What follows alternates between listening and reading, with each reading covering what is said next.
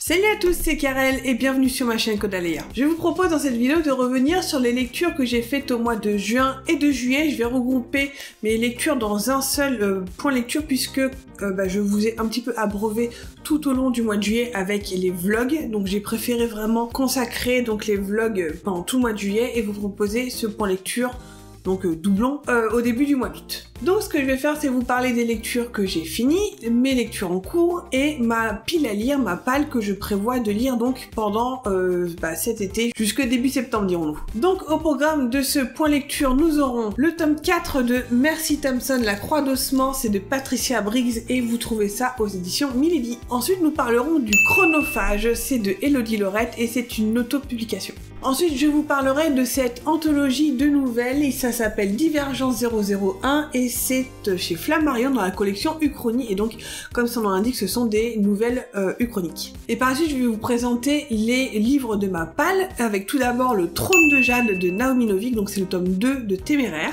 Il y aura aussi également Les Noces de la Renarde de Florian Soulas et vous trouvez cette brique aux éditions Scrinéo. Et enfin, un autre roman uchronique, il s'agit de La Reine des Lumières de Xavier Mauméjean et vous trouvez ceci aussi chez Flammarion dans la collection Uchronie. Je vais commencer ce point lecture par vous parler de La Croix d'Ossement de Mercy Thompson. Donc je vous disais, c'est le tome 4 de la saga, c'est de Patricia Briggs et vous trouvez ça chez Milady. Donc Mercy Thompson, c'est une saga de Beat Lit que j'avais commencé à lire il y a extrêmement longtemps puisque le tome 3, je crois que ça fait quasiment 10 ans que je l'ai lu et donc je me suis dit tiens, ça fait longtemps que je n'ai pas continué la série alors que je l'ai ici dans ma bibliothèque et je me suis dit qu'il était peut-être temps que je la reprenne. Le tome 3 s'était fini quand même sur une espèce de cliffhanger assez énorme. Il s'était passé quelque chose d'assez grave dans la vie de Mercy qui moi m'avait, on va dire, assez traumatisée et je pense que c'est pour ça que j'ai mis 10 ans justement à reprendre un autre bouquin et c'est aussi je pense ce qui a peut-être eu des conséquences sur ma lecture puisque ces 10 ans ont fait que j'ai un petit peu perdu le fil et perdu contact avec cette saga et avec les personnages, ce qui fait que quand j'ai repris ce bouquin-là qui est vraiment la suite directe de, je crois que c'est Le Baiser de Fer, donc l'action de ce tome 4 vraiment poursuit directement ce qui se passe dans le tome 3, donc les deux pourraient se dire vraiment enchaînés, et moi comme j'ai mis 10 ans à prendre celui-ci, je vous avoue que j'ai eu du mal un petit peu à raccrocher les wagons, je me souvenais pas de la majorité des personnages, à part grosso merdo Mercy, Adam, peut-être comment il s'appelle, Samuel et puis le vampire dont j'ai déjà oublié le nom, Stéphane, voilà.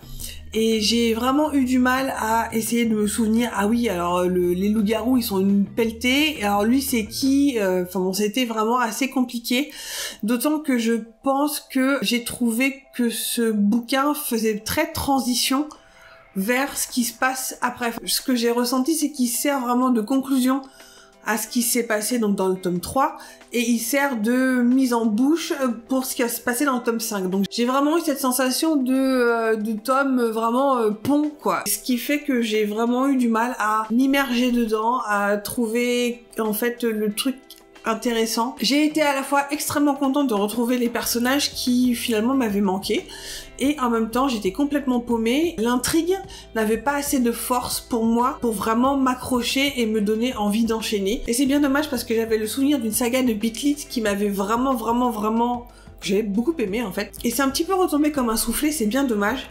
Alors maintenant ça veut pas dire que je vais arrêter de lire la saga, c'est juste que là pour l'instant j'ai pas ressenti vraiment l'envie, le besoin de lire la suite, ça viendra je pense quand, je sais pas quand je le sentirai, mais voilà, ça a été un peu une lecture mi-figue mi-raisin et finalement ce qui m'avait le plus intéressé dans cette intrigue là, c'était toute la partie avec le petit garçon de l'ami de Mercy, je crois qu'il est muet ou il est sourd, je sais plus. En tout cas il parle avec la langue des signes. Et j'avais vraiment été attendrie par ce personnage-là, qui est aussi en voie des vertes et des pas mûres, qui risque de finir le tome assez traumatisé. Voilà, mais mis à part ça, il m'a manqué quelque chose, je pense. Je suppose que si je l'avais lu vraiment à la suite du tome 3, j'aurais sans doute pas eu cette même impression. Maintenant, je vais enchaîner avec un autre livre. Il s'agit du Chronophage de tome 1, La montre à gousset, et c'est de Elodie Laurette, et c'est une auto-publication. Alors Elodie Lorraine, vous l'avez peut-être entendu parler comme ça sur les internets et aussi sur ma chaîne. C'est une autrice que vraiment j'apprécie beaucoup. Elle fait un podcast que j'aime énormément qui s'appelle Le Laboratoire d'écriture, dont je vous parlerai dans une autre vidéo. Et donc c'est un podcast où elle a un peu documenté de manière quotidienne son avancée sur l'écriture de ce roman, sur son aventure d'autopublication et d'auto-entrepreneur en fait, pour nous donner en fait un siège backstage sur la fabrication de son roman, sur ses doutes, là où elle avait vraiment beaucoup avancé, aussi toute la partie vraiment de promotion, de publication, on avait vraiment accès à ses doutes, à ses réflexions, et c'était vraiment hyper intéressant. Et ce que j'ai vraiment apprécié, c'est que comme en tant qu'auditeur, on avait vraiment assisté à l'ébauche et à la fabrication de ce livre, vraiment je me suis sentie investie dans cette expérience-là, et j'avais vraiment très hâte de lire ce livre pour voir un petit peu ce que ça allait donner. Et en plus Elodie est quelqu'un que j'apprécie énormément, et je me sentais pas redevable, mais en tout cas j'avais vraiment envie de lui rendre aussi l'appareil. Donc j'ai acheté le chronophage, c'est pas un service presse quoi que ce soit, je l'ai vraiment acheté avec mes petits sous, et je l'ai lu, et je dois dire que j'ai vraiment beaucoup apprécié cette lecture. Alors c'est un livre assez court, mine de rien, c'est peut-être pour moi le seul reproche que je lui ferais, c'est que j'ai trouvé trop court. C'est un livre young adulte, plutôt fantastique, qui se passe donc en Angleterre de nos jours, et nous suivons les aventures de Cornelia.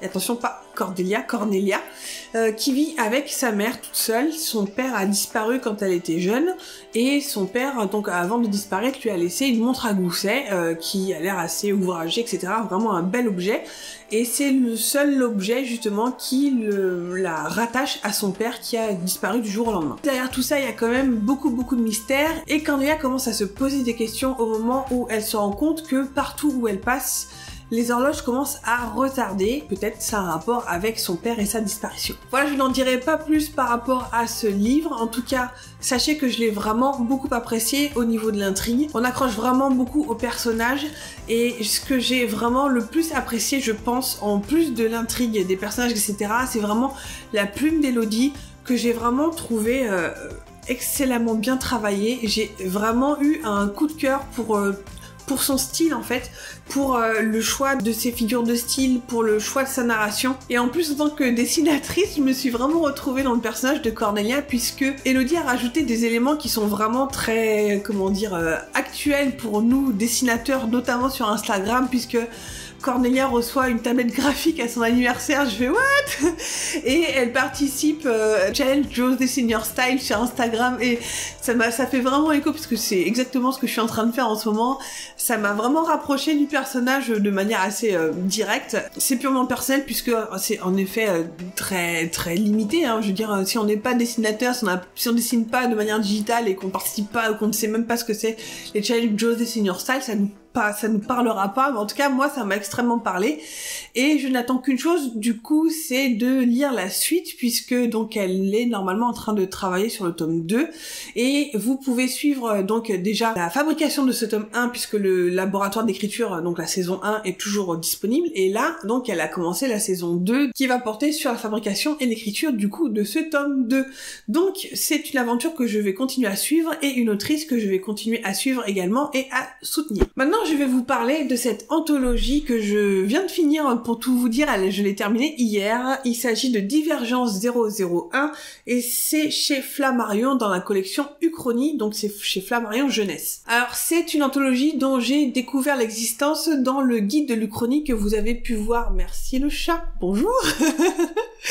Donc c'est une anthologie que j'ai découverte en lisant le guide de l'Uchronie. Donc c'est un petit guide que je vous avais fait découvrir dans un précédent point lecture. Si ça vous intéresse, je vous mettrai, je crois que c'est là. Flammarion, donc une grande maison d'édition, a ouvert une collection spéciale Uchronie, dont cette anthologie et ce livre-ci font partie. C'est, j'ai l'impression, une collection qui est peut-être plus dirigée vers la jeunesse, et cette anthologie est un peu le livre d'inauguration de cette collection, et qui permet de présenter le genre de l'Uchronie à un panel de jeunes lecteurs pour leur faire découvrir le genre. Donc l'Uchronie, petit rappel, c'est un genre finalement assez récent, puisqu'il date de la fin 19e, début 20e, et il est très apprécié en ce moment. Et c'est un genre qui mêle donc la fiction et l'historique, puisqu'il s'agit d'imaginer comment l'histoire se serait déroulée s'il y avait eu un événement qui ne se serait pas passé exactement comme nous dans notre histoire que l'on connaît. Donc c'est le et si je sais pas moi, Napoléon avait gagné à Trafalgar, et s'il avait, je sais pas moi, justement aussi gagné à Waterloo, et si les nazis avaient gagné la Seconde Guerre mondiale, ou et si Adolf Hitler n'avait jamais existé, ou ce genre de choses. Et autant par exemple la science-fiction c'est le et si dans le futur, imaginez que voilà, l'Uchronie c'est le et si dans le passé, en quelque sorte. Il y a peut-être aussi quelques divergences de thèmes et de genres, puisque il y en a qui raccrochent par exemple les univers, les mondes parallèles ou même parfois le voyage dans le temps à ce genre précis, notamment par exemple le voyage dans le temps de personnages qui veulent revenir dans le passé pour changer un événement, pour changer le futur. Voilà, ça peut être aussi des genres qui sont rattachés à ce genre-ci. Voilà, j'ai un petit peu baissé les volets derrière, vous le verrez sans doute un petit peu mieux. Donc la particularité de cette anthologie, c'est que les 9 nouvelles sont dans l'ordre chronologique. Donc on commence par « Et si le déluge n'avait pas existé » jusqu'à à la fin, jusqu'à finalement... je crois que la dernière nouvelle, c'est « Et si la conquête de l'espace avait été faite par les Britanniques et non pas par les Américains et les Russes ?» Donc voilà, on a vraiment quelque chose comme ça de chronologique. Alors bien sûr, comme c'est une anthologie, il y a des nouvelles que j'ai plus appréciées que d'autres que j'ai moins appréciées, hein, par définition. Maintenant, ce que j'ai vraiment apprécié déjà, c'est que ça donne vraiment un avant-goût comme ça, un petit avant-goût de ce qu'est l'Uchronie, et moi je trouve que c'est absolument génial comme genre, puisque ça ouvre le champ des possibles de manière assez exponentielle. J'ai particulièrement aimé 2 nouvelles, non même un peu plus quand même. J'ai vraiment apprécié le petit coup d'épée de Maurevers qui se passe donc plutôt à la Renaissance et qui a imaginé un point de divergence où en fait Henri IV se serait fait assassiner pendant la Saint-Barthélemy, et comment ça aurait du coup dévié vers finalement, je vais pas dévoiler la fin, mais vraiment vers une histoire nouvelle et qui aurait changé sans doute la face de la France. Il y a eu d'autres nouvelles aussi comme celle de Xavier Mauméjean qui se passe pendant la Seconde Guerre mondiale et qui prend justement un point de vue assez original, puisque c'est les nazis ont gagné la guerre, l'histoire se passe dans les années 60 et on a la naissance de The Twilight Zone, donc la 4e dimension, mais dans cet univers-là, dans cette ambiance-là, et j'ai trouvé ça hyper intéressant justement de voir ce thème-là de la Seconde Guerre mondiale vu par ce prisme-là de la fiction, de la 4e dimension. Et ça, voilà, ce ne sont que 2 nouvelles parmi les 9 qui sont là-dedans. Alors d'un côté, je comprends cette volonté d'avoir classé les nouvelles par ordre chronologique. Maintenant, je trouve que, en tout cas pour moi, la nouvelle d'ouverture, donc qui s'ouvre sur le déluge qui n'a pas eu lieu, pour moi, c'était peut-être l'une des nouvelles les plus faibles par rapport aux autres. Et je pense que voilà, pour mettre le pied à l'étrier avec cette nouvelle-là, j'ai trouvé ça un petit peu faiblard et j'ai trouvé ça dommage. Autre chose qui, pour moi, que j'ai trouvé un peu vraiment dommage, c'est que sur les 9 auteurs, voilà, ce sont 9 auteurs, il n'y a pas d'autrice, et je trouve ça dommage qu'il n'y en ait même pas une. J'espère que peut-être s'ils comptent faire un Divergence 002, qui penseront à mettre des autrices, parce que je me demande pourquoi il n'y en a pas. Je suis sûre qu'il y a des femmes qui aiment et qui écrivent du chrony, j'en suis la preuve vivante, puisque j'aime ça et j'en écris d'ailleurs. Je suis sûre que je ne suis pas la seule, et je trouve ça dommage de ne pas avoir en fait inclus aussi au moins une autrice dans cette anthologie, ce qui fait que peut-être par extension, il y a très peu de personnages féminins aussi dans ces nouvelles-là. Il y en a quelques-unes, hein, je vais pas mentir, il y en a quelques-unes, mais ça reste quand même une infime minorité par rapport à tous les personnages qui sont présents dans ces nouvelles. Après, il y en a une où il y a quand même Marie Curie, donc voilà, bon, après, ça ne rattrape pas tout, certes, mais voilà, je voulais juste souligner ce fait que il n'y a pas une seule femme en tant qu'autrice et il y a peu de personnages féminins, et je trouve ça un petit peu dommage. Maintenant, voilà, on va attendre Divergence 002 en espérant que ça sorte, et on le verra à ce moment-là. Voilà, après vous avoir parlé des lectures que j'ai terminées, maintenant je vais vous parler de mes lectures en cours et de ma palle pour la fin de cet été. Et ma première lecture dont je vais vous parler, c'est celle que j'ai commencée pas plus loin qu'hier soir. Il s'agit du Trône de Jade de Naomi Novik, c'est le tome 2 de la série Téméraire. Donc Téméraire, je ne sais pas si vous vous souvenez, je vous en avais parlé dans un point lecture il y a quelques années déjà. C'est une saga de fantasy historique qui se passe pendant les guerres napoléoniennes, et donc imaginez les guerres napoléoniennes, mais avec des dragons dedans, voilà. Et le premier tome commençait avec l'interception d'un navire français qui ramenait un œuf de dragon donc à Napoléon. Les Anglais s'en sont emparés, l'œuf de dragon éclot et donc laisse apparaître un dragon extrêmement rare, extrêmement spécial qui à la base était un cadeau de l'empereur de Chine à Napoléon. Et puisque le dragon éclot sur le navire anglais, ils sont un petit peu obligés donc de procéder à l'impression, je crois que c'est ça le mot, donc du jeune dragon, puisqu'il faut qu'il se lie avec un humain. Et donc c'est un jeune lieutenant, donc je crois qu'il s'appelle Will Lawrence, qui va se lier donc avec ce jeune qui va baptiser Téméraire, et donc il va se passer plein de trucs dans le tome 1, et là je commence avec le tome 2 tout juste, j'ai juste lu les premières pages. Alors pour petit rappel, le tome 1 j'avais vraiment beaucoup aimé l'ambiance, les personnages, etc. Là où j'avais vraiment eu du mal, c'était un peu les tics qu'il y avait. C'est bon? T'as fini? Là où j'avais eu un petit peu plus de mal, c'était les tics de l'autrice qui, toutes les 2 pages, nous rappelait par le menu tout ce que mangeaient les dragons. On savait tout de leur système digestif, etc. et tout de leur menu surtout.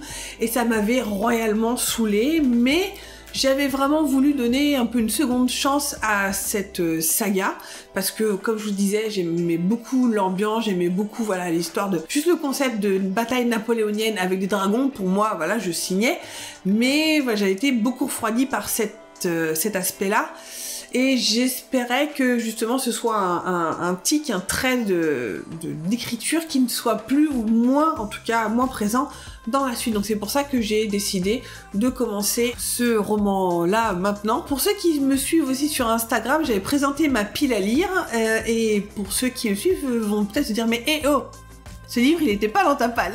Et oui, c'était vraiment une envie du moment quand j'ai terminé donc Divergence. Je sais pas, j'ai vraiment eu envie d'ouvrir ce livre, donc c'est ce que j'ai fait, et no regret, c'est pas grave. Je me lis donc d'un côté en numérique le Trône de Jade, et je me lis à côté l'autre bouquin qui lui était dans ma palle que j'ai présenté. C'est aussi une énorme brique, c'est Les Noces de la Renarde de Florian Soulas aux éditions Scrinéo. Alors les Noces de la Renarde, je ne vais pas trop vous en parler puisque je ne sais pas vraiment de quoi ça parle. En toute honnêteté, j'ai vraiment voulu garder le mystère là-dessus. C'est le 2e roman de Florian, qui est une amie proche à moi. D'ailleurs, Flo, si tu passes par là, je te fais des bisous. J'avais adoré son premier qui s'appelait Rouille, qui était un roman de steampunk qui se passait à Paris, que j'avais lu avec Félicité. C'est qui Félicité? Non, avec vraiment beaucoup de bonheur. J'avais vraiment beaucoup accroché à ce roman-là, qui avait vraiment été un coup de cœur quand je l'ai lu. Et donc celui-ci, c'est le 2e, ça n'a absolument rien à voir, ça se passe au Japon. Nous avons donc une double temporalité, une qui se passe au 15e siècle, d'après ce que je lis derrière, et l'autre au 21e siècle. Et mis à part ça, et que ça parle des yokai, je ne sais absolument rien de ce roman, et pour l'instant c'est très bien comme ça. Je vais le commencer gentiment, sans forcément justement m'attendre à quoi que ce soit, à part que j'ai la frousse en fait de moins l'aimer que Rouille, et c'est ce qui me fait le plus peur, mais on verra. Écoutez, de toute façon les romans se suivent et ne se ressemblent pas, mais j'ai vraiment hâte de découvrir ce livre-ci de Florian, et je vous en parlerai quand je l'aurai terminé. Et l'autre livre de ma palle que je vous avais présenté sur Instagram aussi, il s'agit de La Reine des Lumières de Xavier Mauméjean. C'est toujours donc aux éditions Flammarion dans la collection Uchronie, donc la même que Divergence, voilà. Ceci, je l'ai acheté aux Imaginales, je n'en sais pas plus, à part que Xavier Mauméjean me l'a vendu en me disant « Imaginez une Uchronie où la mythologie grecque et la mythologie hindoue sont mixées, imaginez une Kali Gorgone ». Je fais « Ok, je l'achète ».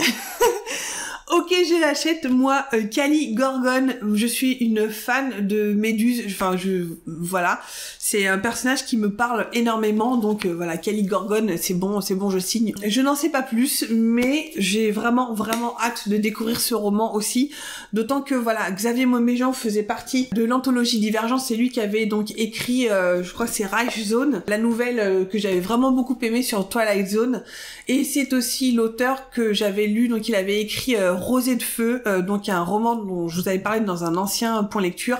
Rosée de Feu qui était un roman un petit peu chronique quelque part, donc qui se passe pendant la Seconde Guerre mondiale du côté des Japonais, avec donc les Japonais qui chevauchent des dragons aussi, qui les utilisent comme bombes kamikazes. Donc nous restons avec notre bon ami Xavier Mauméjean pour ce bouquin-là, et pareil, je vous en reparlerai quand je l'aurai lu, puisque pour l'instant je n'en sais pas plus. Et je me suis rendu compte que je vous en avais pas parlé, mais je vais vous en parler maintenant. On reste dans l'Uchronie.